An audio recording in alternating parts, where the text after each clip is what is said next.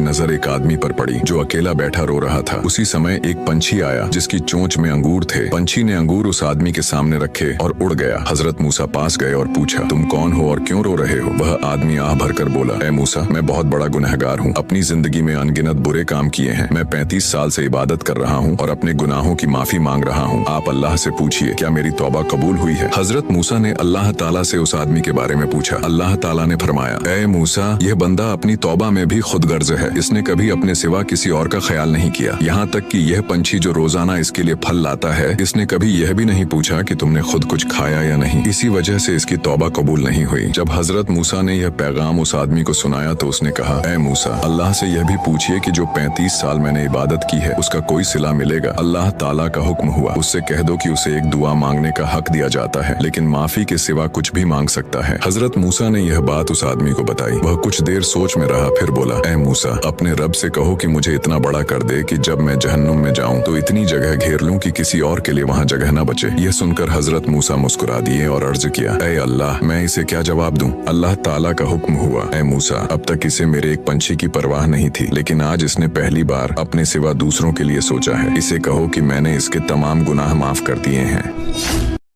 हजरत मूसा सफर